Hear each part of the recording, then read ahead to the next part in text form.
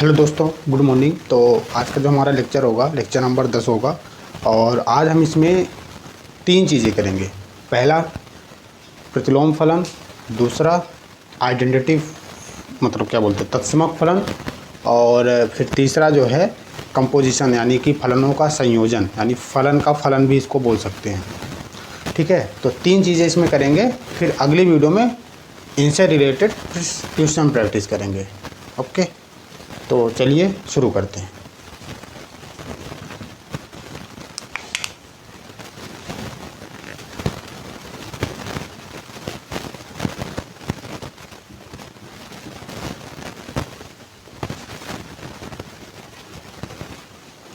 तो पहला जो टॉपिक है वो हम क्या करेंगे, पहला क्या कर लें, चलो पहला कर लेते हैं तत्समक फलन, है ना।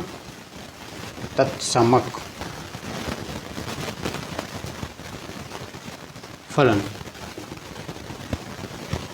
आई थिंक जब हमने संबंध पढ़ा होगा तो मैंने शायद तत्समक संबंध की बात करी होगी, है ना।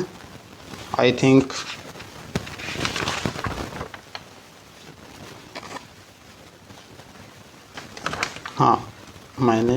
हाँ करी थी, है ना। जब हमने क्या पढ़ा था, जब हमने फलन पढ़ा था, संबंध पढ़ा था, तो हमने वहाँ पर तत्समक संबंध की बात करी थी कि तत्समक संबंध क्या होता है। तो यहाँ पर हम फलन की बात करते हैं। आखिर जो तत्समक फलन, इसका अंग्रेजी में क्या बोलते हैं, identity function.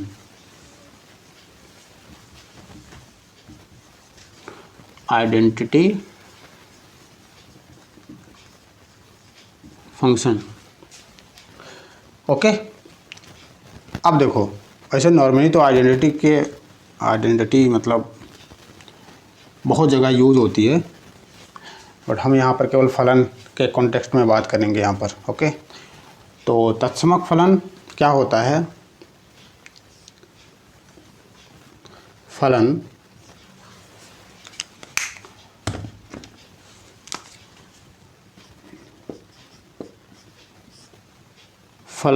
f such that a to b तत्समक फलन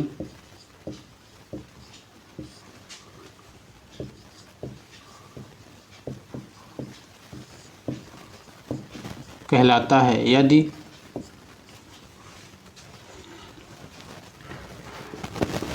पहला, यदि a बराबर क्या हो जाए, b हो जाए, और दूसरा क्या हो जाए, f(x) बराबर x हो जाए for all x belongs to a के लिए। ठीक है, इसका मतलब समझिए, है ना। हम किसी फलन को तत्समक फलन कब बोलेंगे, जब मेन ये वाला है, कौन सा है, मेन ये नीचे वाला ना, ये मेन। ठीक है, किसी फलन को हम तत्समक फलन तब बोलेंगे जब हमारे पास f(x) बराबर x आ जाए। इसका मतलब क्या हुआ, इसका मतलब ये हुआ कि जो एलिमेंट हमारे पास डोमेन में हो उसकी मैपिंग को डोमेन के साथ में उसी एलिमेंट के साथ हो जाए। सपोज़ करिए हमारे पास 2 सेट हैं, सेट A है और इधर क्या है, सेट B है। इसका जो एलिमेंट है 1 2 3 और इधर है A B C। तो यहाँ पर कभी भी क्या नहीं बन पाएगा, आइडेंटिटी फलन नहीं बन पाएगा। क्यों? क्योंकि 1 की मैपिंग A के साथ हो रही है। हमको क्या चाहिए, इधर भी 1 चाहिए, मतलब जो सिंबल इधर यूज हो वही सिंबल इधर भी यूज हो। मैं सिंबल इसलिए बोल रहा हूँ कि ज़रूरी नहीं कि नंबर्स हों। अगर A है तो A भी इधर हो, B है तो B भी इधर हो। ठीक है, तो नॉर्मली हालांकि हम नंबर्स लेते हैं, बट इन जनरल नंबर्स नहीं होता ये, है ना। तो अगर यहाँ पर 1 है तो यहाँ पर भी 1 हो, 2 है, ज़रूरी नहीं कि पहला नंबर 2 हो, कहीं पर भी 1 हो सकता है, मतलब 1 यहाँ हो वहाँ हो, कहीं पर भी मैपिंग उसके साथ हो, बस 2 3 और ये 3 ऐसे करके। तो इसकी मैपिंग इसके साथ हो, इसकी मैपिंग ऐसे साथ हो, मतलब ऐसा फंक्शन डिफाइन हो, ये वाला डिफाइन हो फंक्शन, तब जाके। ओके, तो हम ये तत्समक फलन की क्या होगी, परिभाषा हो गई।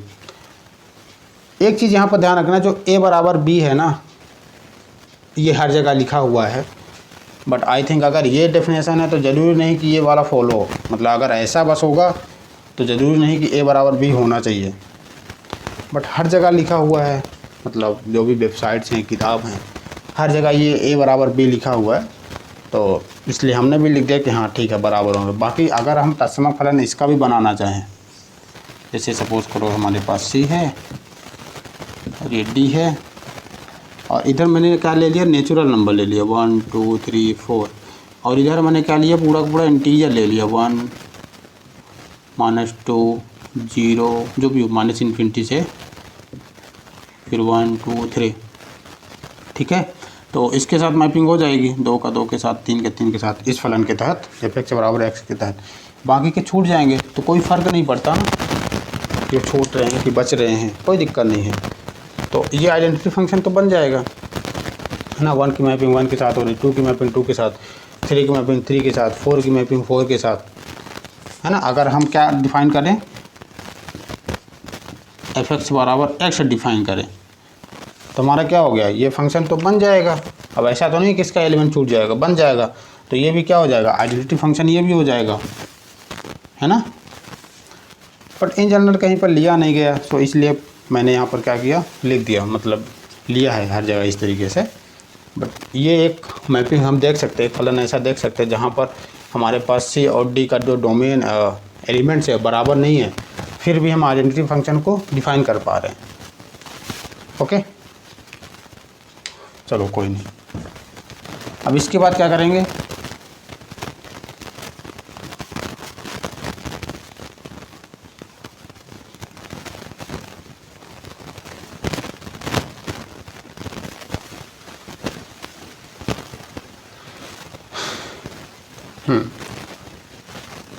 हाँ, इसको किससे डिनोट करते हैं ये देखिए। जनरली जो f(x) होता है ना, तो f(x) ना लिख करके हम क्या लिखते हैं, आई ए, मतलब ए क्या है, ये डोमेन वाला एलिमेंट, ठीक है। आई ए से क्या करते हैं, इसको डोनोट करते हैं, आई ए से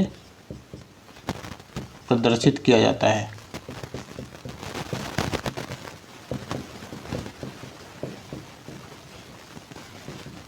यानी कि f(x) बराबर क्या लिख सकते हैं, आई ए बराबर x बिलोंग्स टू ए, तो for all x belongs to, ऐसे करके क्या किया जाता है, इसको लिखा जाता है, ठीक है।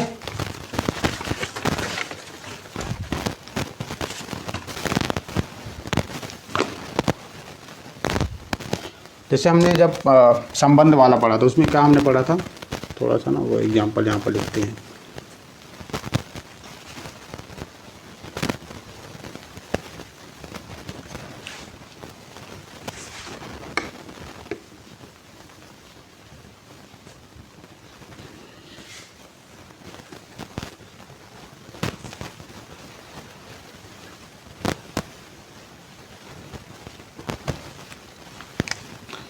ठीक है, तस्मा फलन की डेफिनेशन हो गई। सपोज करें मेरे पास एक रिलेशन है, रिलेशन क्यों लिख रहे हैं, ठीक है। ये हमारे पास दो सेट हैं, ए है और ये बी है। इसमें एलिमेंट है ए बी सी, तो इसमें भी ए बी सी होना पड़ेगा, है ना, ए बी सी। इसकी मैपिंग इसके साथ, इसकी मैपिंग इसके साथ, इसकी मैपिंग इसके साथ, और ये फलन है, इसका नाम एफ है ना। तो हम क्या लिखेंगे, f(x) बराबर, सॉरी f(x) लिखेंगे क्या, हाँ f(x) लिख सकते हैं या फिर डायरेक्ट f भी लिख सकते हैं, कोई दिक्कत नहीं है। चलो इसमें कौन कौन से एलिमेंट आएंगे देखना, a, आएगा, b, आएगा, c, आएगा, है ना। इसके अलावा कोई नहीं आएगा। यहाँ पर x ना हटा दो, हालांकि x रहता है, x बताता है डोमेन के एलिमेंट लेना है। x तब लिखते जब हमको इसको सेट बिल्डर फॉर्म में लिखना होता, ठीक है। ये तो टेबुलर फॉर्म में है तो हमने डायरेक्ट एलिमेंट लिख दिए, है ना। x लिखते तो x बताना पड़ता है, x belongs to A B, ऐसे करके। तो f क्या हो गया, a, b, c, याद हो आपको कि हमने फलन में भी यही पढ़ा था कि फलन में क्या हो, सॉरी बार बार फलन आ रहा है, संबंध में हमने क्या पढ़ा था, यही पढ़ा था, जो अपना आइडेंटिटी रिलेशन था उसमें क्या था, यही एलिमेंट आ रहे थे ना, सेम टू सेम। और रिफ्लेक्सिव भी यही था। रिफ्लेक्सिव में ऐसा था कि इनके अलावा भी कोई आ जा रहा था, इसलिए हम उसको रिफ्लेक्सिव बोलते थे। मतलब रिफ्लेक्सिव ये भी है, रिफ्लेक्सिव और वो भी है, बट वो आइडेंटिटी नहीं है, ये आइडेंटिटी था। चलो ये ख़त्म हुआ।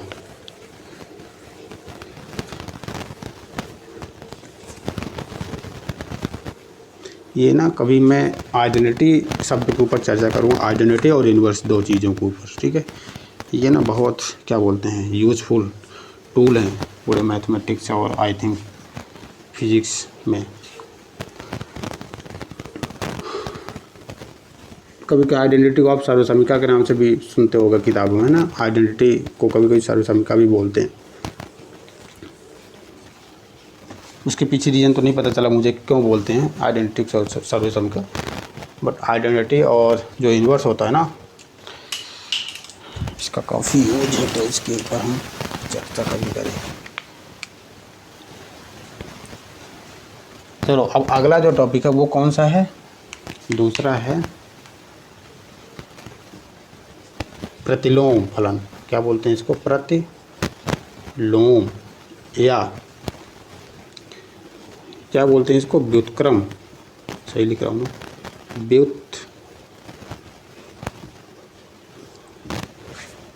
गलत लिख दिया क्या,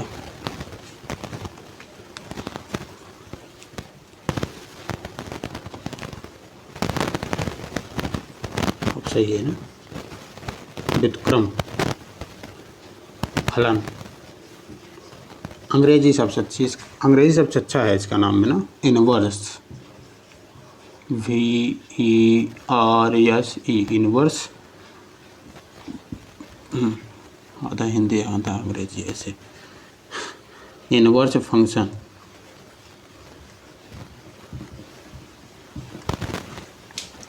है ना, प्रतिलोम फलन या इनवर्स फंक्शन। ये शब्द भी बहुत ख़ास है ना, ये फलन शब्द भी क्या है, बहुत ख़ास है। चलो फिलहाल आप ख़ास शब्द के बारे में बात नहीं करेंगे, हम देखेंगे जो अपना प्रतिलोम फलन होता है वो क्या होता है। ओके, हमने प्रतिलोम रिलेशन के बारे में भी पढ़ा था, तो यहाँ पर लिखते हैं पहले,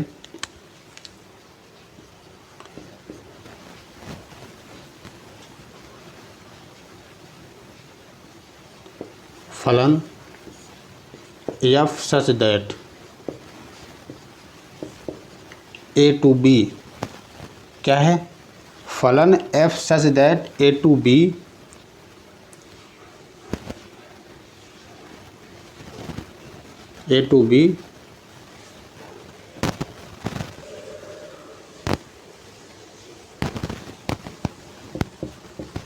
के प्रतिलोम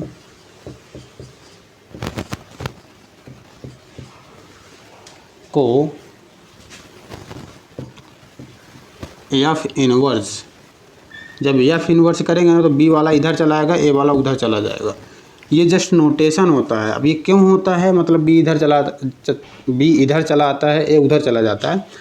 ये ऐसा इसलिए होता है क्योंकि जब इनवर्स हम डिफाइन करते हैं ना, इनवर्स का मतलब ही होता है कि डोमेन, मतलब उसको जस्ट फ्लिप कर देना, उल्टा हो जाए वैसे, है ना। जब वैसा होता है तो ये अपने आप इधर आ जाता, बन जाता है। तो इस वजह से हम बोलते हैं कि जो अपना को डोमेन है वो क्या बन जाता है, डोमेन बन जाता है, और डोमेन का होता है रेंज बन जाता है।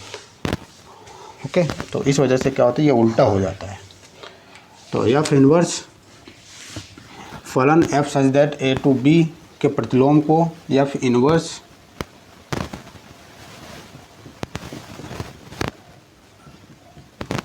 से दर्शाते हैं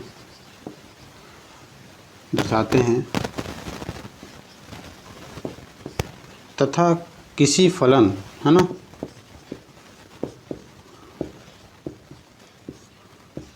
एफ का तथा किसी फलन एफ का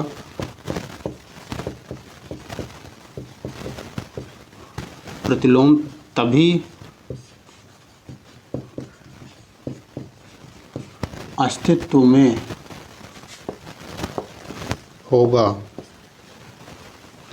कि तथा किसी फलन f का प्रतिलोम तभी अस्तित्व में होगा जब f कैसा हो, एकाएकी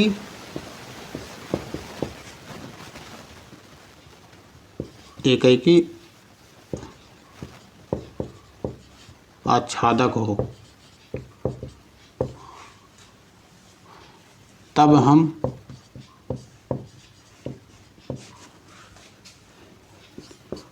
f के प्रतिलोम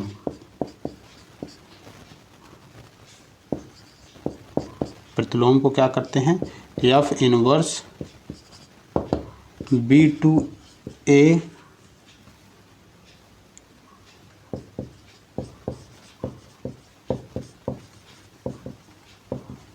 लिखते हैं। ठीक है,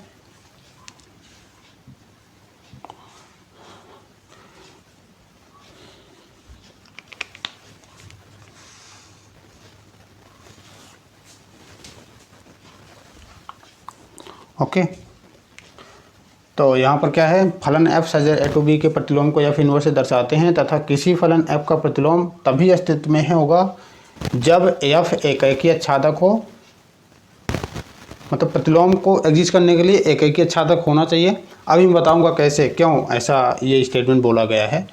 आच्छादक हो तब हम f के प्रतिलोम को f इनवर्स BA से लिखते हैं। अगर एकाएकी आच्छादक नहीं होगा तो हम ऐसा नहीं लिख पाएंगे। लिखेंगे संबंध के केस में लिखेंगे, जब यहाँ पर कोई f क्या होगा, संबंध होगा, बट उसको फलन नहीं बोलेंगे। इस तरीके से लिख सकते हैं, उसके क्या बोलते हैं, उल्टा करके हम लिख सकते हैं, बट इसको फलन फिर नहीं बोलेंगे। ये बात ध्यान रखना। अगर कहीं पर आप देखो कि ए और बी क्या हो एकाएकी आच्छादक नहीं है, फिर भी इस तरीके से उसको लिखा जा रहा है, लिख तो सकते हैं बट फलन नहीं बोल सकते फिर इसको। ठीक है, ये बात ध्यान रखना थोड़ा सा। चलो, जैसे हम क्या लिखें इसको हिंदी में, मतलब और आगे क्या लिख सकते हैं, अर्थात करके लिख लो, है ना। मैथमेटिकल में कैसे लिखेंगे इसको,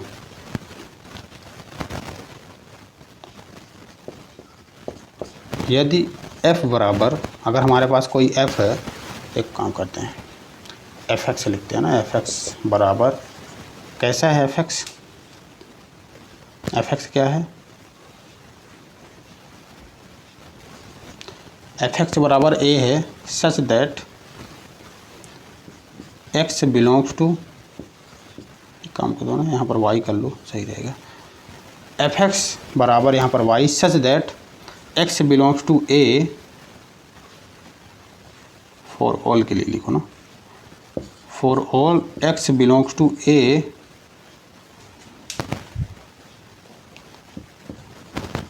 y बिलोंग्स टू b।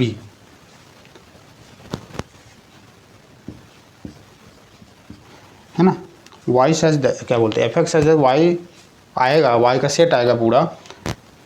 कैसे आएगा, हर एक x के लिए जो a में बिलोंग करता है उसके लिए एक y एग्जिस्ट करेगा b में। यानी कि कोई अगर एलिमेंट a से आता है तो y b में एग्जिस्ट करेगा, चाहे वो तो सेम टू सेम हो या कैसा भी हो। ठीक है, y किस में करेगा, b में एग्जिस्ट करेगा।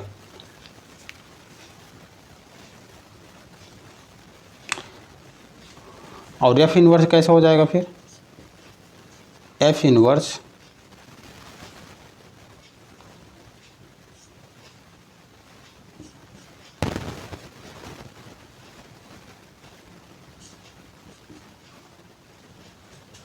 f इनवर्स x कैसे होगा देखना।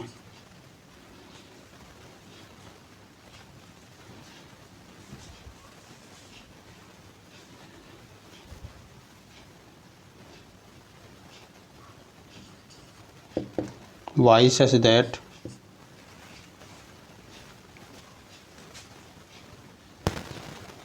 रुको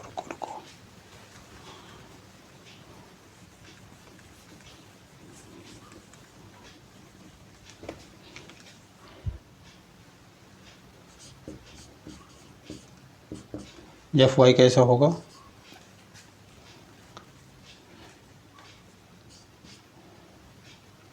x such that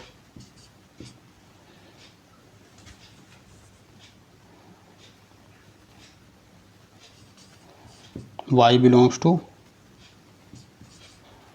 B, there exist x belongs to A। ठीक है, एफ वाई कैसे हो जाएगा, x बिलोंग्स टू ए करेगा।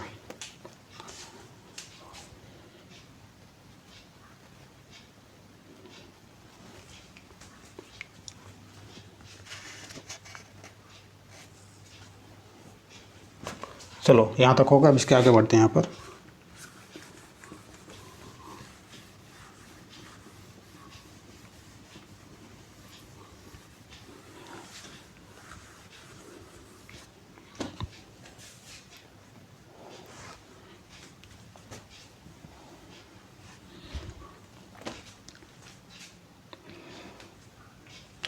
चलो डायग्राम से पहले समझ लेते हैं ना, मैथमेटिक्स इसमें कुछ गड़बड़ है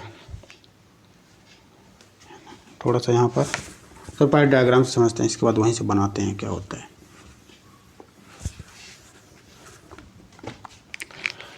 देखो मैं ये बोला था ये प्रतिलोम कब होगा,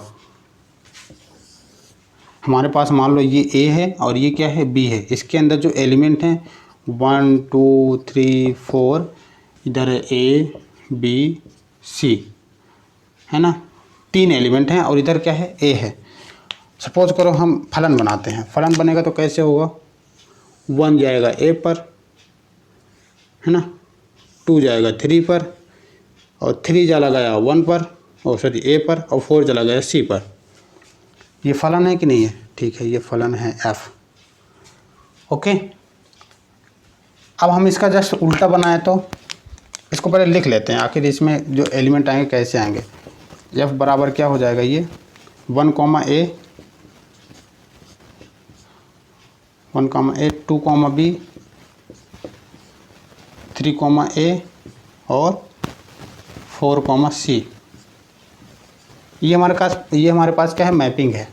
ओके, अब इसका जब इन्वर्स निकालने की बात आती है तो इन्वर्स का क्या मतलब होता है कि बी को इधर कर दो, ए को इधर कर दो, तो मैं इधर कर देता हूँ, बी इधर होगा, मतलब बी डोमेन बन जाएगा और ए क्या हो जाएगा, को डोमेन बन जाएगा। ए इधर गया, अब एलिमेंट भी लिख दो, ए हो गया, बी हो गया, सी हो गया, 1 हो गया, 2 हो गया, 3 हो गया। ओके, अब वही मैपिंग करो जो थी इसमें। ए के साथ कौन कौन सा मैप था, 1 और 3 था, तो 1 कर दो और ये 3 कर दो। और 2 के साथ कौन सा, बी था, बी के साथ मतलब 2 था, सी के साथ 4 था, ये इस साइड था और ये भी इस साइड है। अब बताओ क्या ये फलन है क्या, बी टू ए में, इसको मैं तो कोई दूसरा नाम देता हूँ, जी सच दैट बी टू ए, क्या ये फलन है या नहीं है। यहाँ से साफ साफ दिख जाएगा आपको ये फलन नहीं है। क्यों, क्योंकि जो ए की मैपिंग है, कहाँ गया, गड़बड़ हो गया, सी की मैपिंग 4 के साथ है ना, और यहाँ पर 4 है, ठीक। यहाँ पर देखो ए की मैपिंग 2 के साथ, मतलब 2 एलिमेंट के साथ हो गई, तो यहाँ पर ये पॉसिबल है ना, फलन में ये नहीं होता है ऐसा कि फलन का एक एलिमेंट 2 के साथ मैप हो जाए, ऐसा नहीं होता, तो ये फलन नहीं होगा। तो इसके लिए ये इन्वर्स हमने लिया था इसका उल्टा, लेकिन इन्वर्स एग्जिस्ट नहीं कर रहा है ना, इसीलिए बोला जाता है कि जो अगर हमको इन्वर्स चाहिए तो एक एक ही होना चाहिए। ज़रा सोचिए, अगर ये एक एक ही हो जाता, इसके साथ अगर मैपिंग ना हुई होती, अगर इसके साथ हम मैपिंग ना करते इसको, और एक एलिमेंट यहाँ पर 5 ले लो और इसके साथ मैपिंग कर, ये 3 की इसके साथ मैपिंग कर देते, सभी की अलग अलग मैपिंग हो जाती, तो हो जाता ये कि नहीं, है ना। तब क्या हो जाता, यहाँ पर 5 बना लेते हैं कहीं पर, 1 2 3 4, और यहाँ पर 5 यहाँ पर है, तो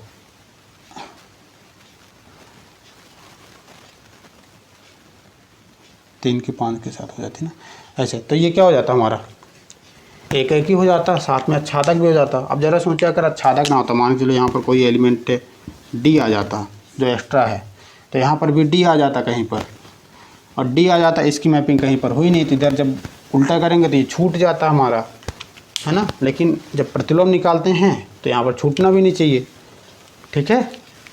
तो इस वजह से बोला जाता है, जो प्रतिलोम फलन की जो डेफिनेशन आती है उसमें यही बोला जाता है कि जो हमारा मैपिंग हो या फिर 1-1 हो, ऑन-टू हो, मतलब दोनों हो, 1-1 भी हो, ऑन-टू भी हो, तभी जाके हम क्या करेंगे, प्रतिलोम को डिफाइन कर पाएंगे। अगर ऐसा नहीं है तो नहीं हो पाएगा। तो जो हमने यहाँ पर ये वाला क्या लिखा है, जो हमने G/B/A लिखे हैं ना, तो इसको क्या लिख देंगे, F इनवर्स, क्या लिखेंगे, F इनवर्स A/B, बस यही लिखना है। क्या लिखना है,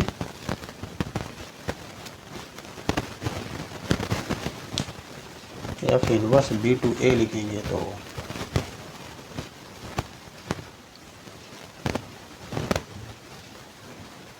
A/B ही लिखेंगे, F इनवर्स A/B, ओके। क्योंकि F इनवर्स ही बता रहा है ना कि B/A हो जाएगा, सो हम ऐसा लिखेंगे। हालांकि यहाँ पर कहीं पर लिखा नहीं है,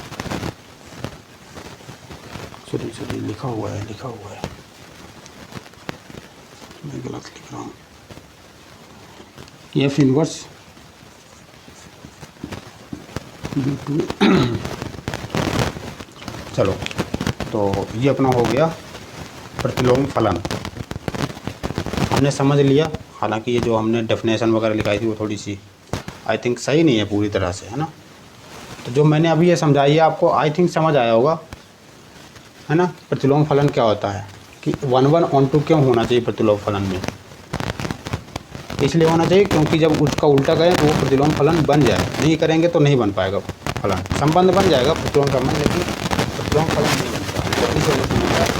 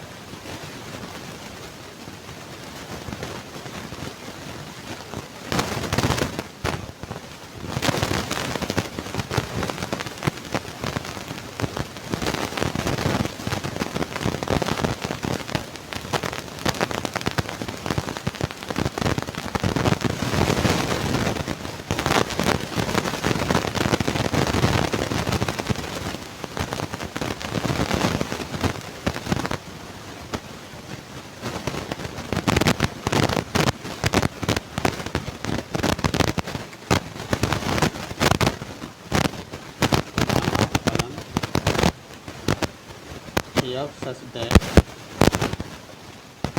ए टू बी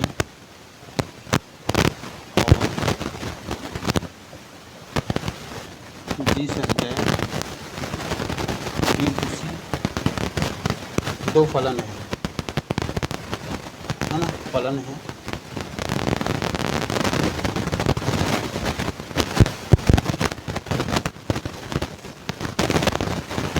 अब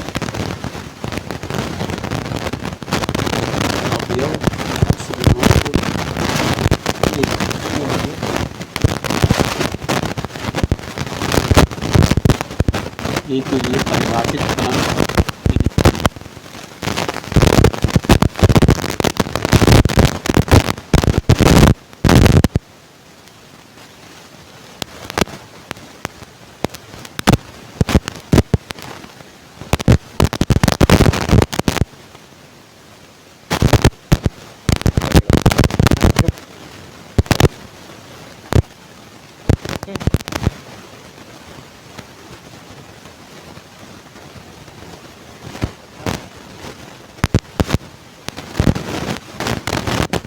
तथा y जो है y बिलोंग्स टू b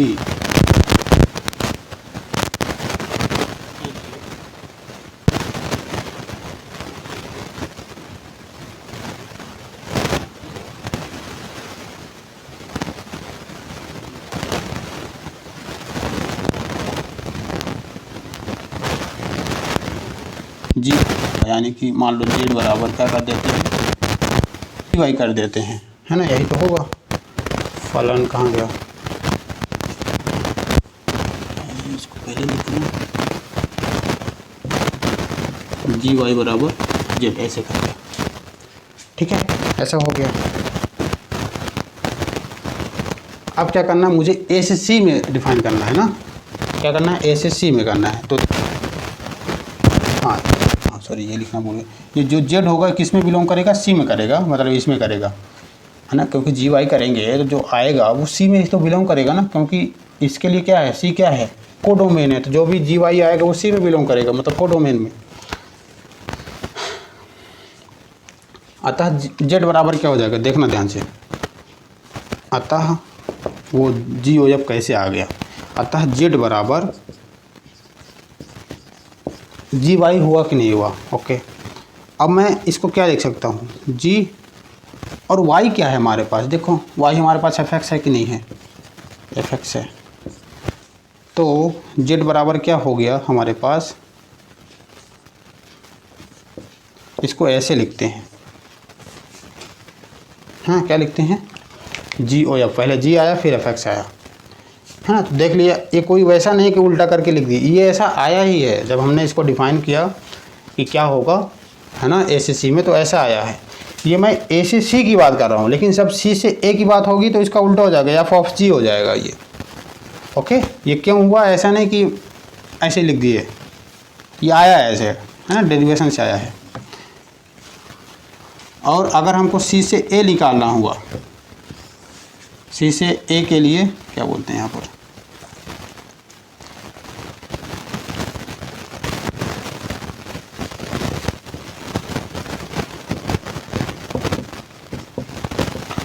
इसका इन्वर्स रहेगा, सॉरी यहाँ पर क्या नाम दे, कुछ तो नाम होगा बट नाम हम नहीं लिख रहे हैं, उसके लिए क्या हो जाएगा, ये एफ ऑफ जी हो जाएगा, है ना, इसका उल्टा हो जाएगा।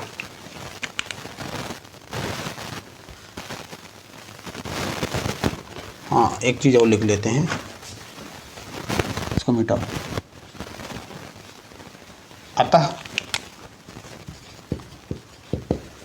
अतः एक फलन हमको मिल गया ना, जी ओ एफ, कैसा, जी ओ एफ सच दैट, ये फलन ही तो है, सच दैट कहाँ से कहाँ होगा, ए टू सी, ठीक है, ऐसा हो गया। जैसे यहाँ पर जी था तो बी टू सी था, एफ था तो ए टू बी था। अब नया फलन हमको मिला है जो कि किस में डिफाइन है, ए टू सी में डिफाइन है, तो हमने इसको इस तरीके से लिख दिए हैं।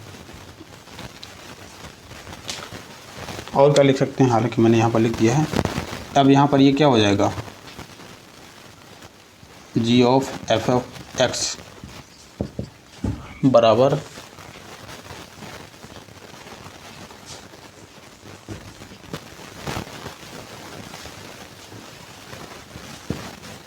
वो एफ एक्स बराबर क्या हो जाएगा यहाँ पर g of f x every x belongs to A के लिए, है ना। ओके, तो इस तरीके से हमारा क्या हो गई है, फलनों का संयोजन हो गया।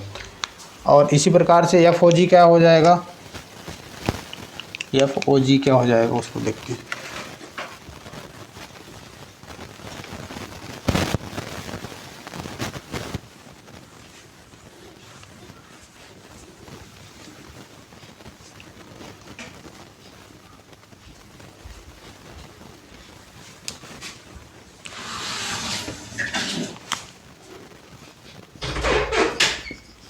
एफ ओ जी एक्स, ये एक्स ये बताता है कि एक्स की वैल्यू हमको रखनी है, मतलब डोमेन का एलिमेंट है।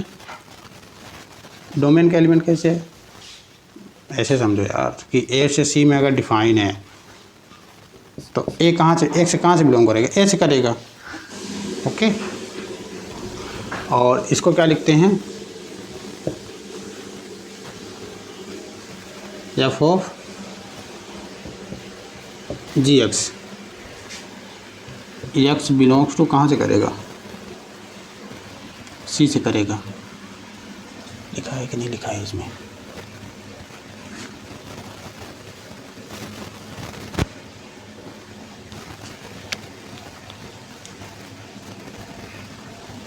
चलो इसमें तो लिखा नहीं है, बट लॉजिक से हमारा हो जाएगा कि जो एक्स होगा कहाँ से बिलोंग करेगा, एक्स से बिलोंग टू सी हो जाएगा। ठीक है, बात समझ आ गई कि नहीं आई।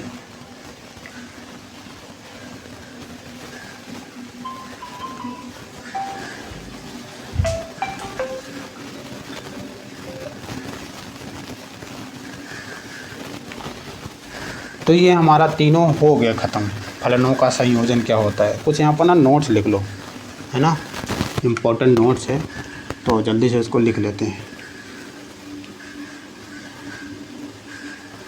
नोट लिखो,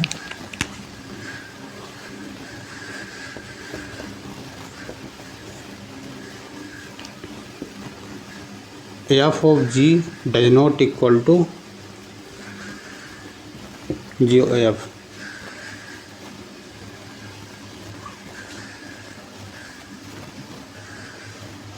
ये मैं लिख दिया तो इसका मतलब नहीं होता है कि कभी नहीं होंगे बराबर, ये इन जनरल नहीं होते, है ना। इसको मिटाते हैं पहले, रुक जाओ, तो ये गलत आप लोग समझ लोगे। सामान्यतः, सामान्यतः लिख दूंगा ना तो सही रहेगा, सामान्यतः या in general F of G does not equal to G O F. Okay, तो ये पहला हो गया। दूसरा नोट क्या है,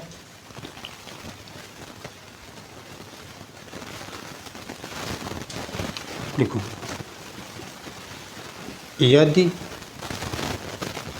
जी ओ एफ विद्यमान है, तो विद्यमान है मतलब एग्जिस्ट कर रहा है, फलन डिफाइन है। यदि जी ओ एफ विद्यमान है तो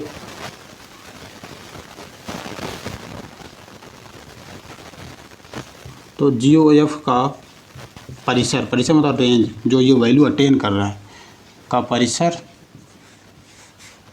तो जी ओ एफ का परिसर क्या होगा, क्या होगा, जी ओ एफ का परिसर क्या होगा, खुद सोचो क्या हो सकता है।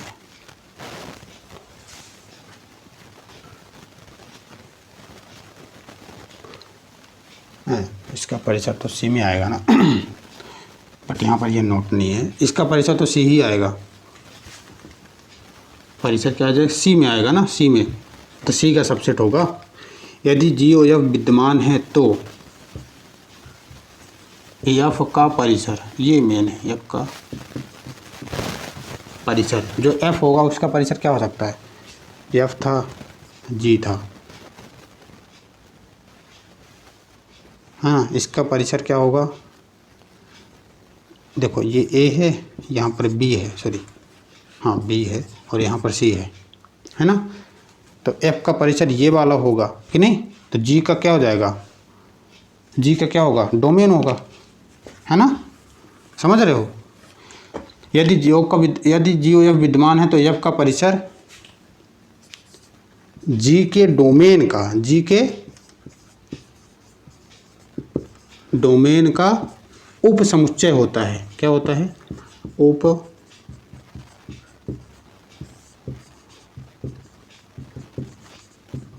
इसको कैसे समझते हैं, देखें हमारे पास ये जस्ट जो लिखा हूँ ना, तो ये जो ABC क्रम से उसके लिए हमेशा नहीं होगा कि पता चला C इधर हो गया, A उधर हो गया या XY आ गया तो उसके लिए नहीं होगा, मतलब फिर उसके लिए अलग से डिफाइन होगा। इसी तरीके से होगा डोमेन और को डोमेन में खेलने की बात है। यहाँ पर नाम में नहीं कि F है, G है, क्या है, वो फलन के ऊपर डिफाइन करेगा ना कैसे है।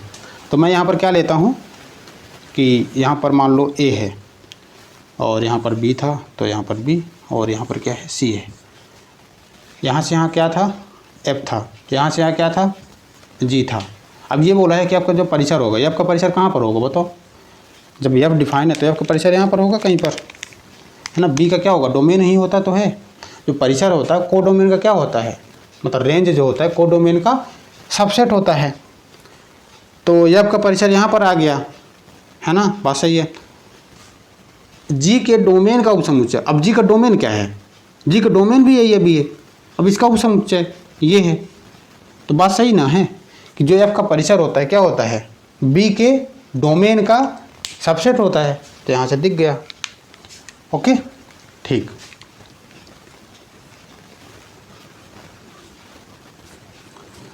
ये दूसरा पॉइंट हो गया। तीसरा देखो, तीसरा पॉइंट जो है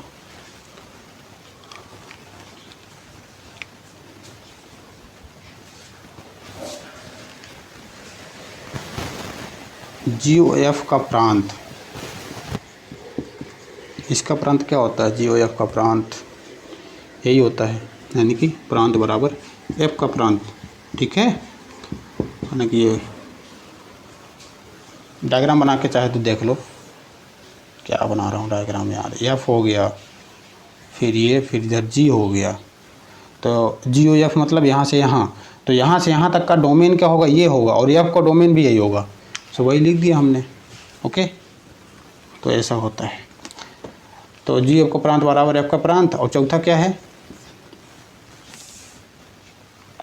और सह प्रांत,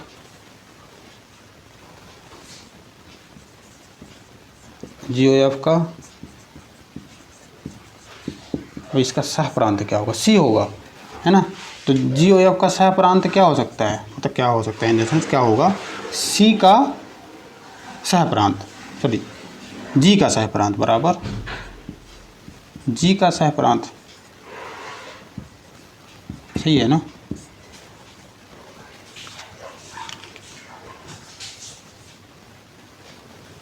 बस हमारे, तो ये चार चीज़ें थी हमारे पास, ओके। और आइडेंटिटी वाले में देखते हैं कुछ है कि नहीं।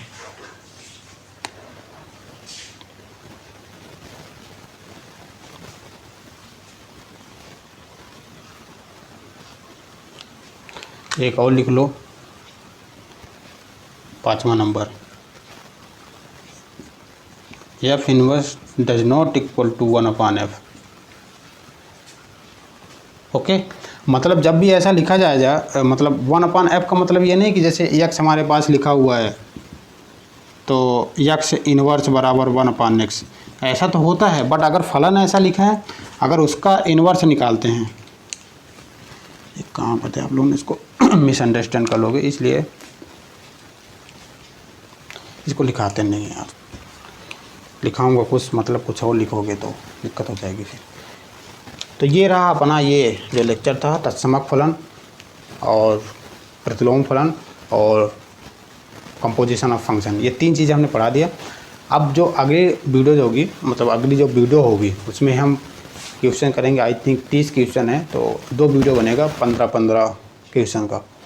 तो इसमें हम इजी क्वेश्चन भी करेंगे, थोड़ा सा मॉडरेटिव भी करेंगे, 1-2 सवाल ऐसे होंगे जो कि ज़्यादा कठिन होंगे, है ना। मैं वो क्वेश्चन करा रहा हूँ इससे, जो मैं तब जब मैं पढ़ता था तो मेरे लिए मुझसे वो नहीं बने, तो मैंने वो सारे टिक किए हुए थे, सारे नहीं लेकिन फिर भी, तो उन क्वेश्चन को मैं करा रहा हूँ, है ना, उससे ईजी भी करा रहा हूँ।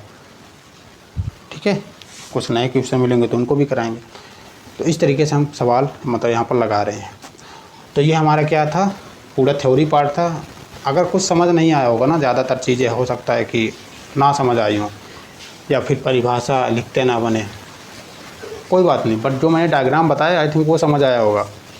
जो मैंने प्रतिलोम का डायग्राम बना के समझाया, इसके बाद जो तत्समक का और इसके बाद जो आइडेंटिटी का, अगर वो समझ आ गया तो जो सवाल आएंगे जब एग्जांपल्स लेंगे हम, तो एग्जांपल्स में मैं अच्छे से एक्सप्लेन करूँगा कि यहाँ पर हम ऐसा क्यों कर रहे हैं। और जो भी सवाल आ जाएंगे उनका प्रतिलोम कैसे निकालना है, उनका तत्समक कैसे निकालना है, ठीक है, कंपोजिशन कैसे निकालना है, वो सारा कुछ ना मैं स्टार्टिंग में क्लियर कर दूँगा कि आखिर कोई भी सवाल आ जाए आपको क्या करना है। बस 3-4 चीज़ें याद रखनी होंगी, हो गया, इसके बाद सारे सवाल हो जाएंगे। कुछ कठिन सवाल होते हैं तो उसमें थोड़ा सा अलग दिमाग लगाना पड़ता है ना, वो बात अलग है कि और भी चीज़ें यूज होती हैं, सो इस वजह से। ठीक, तो चलो ख़त्म करते हैं आज का लेक्चर।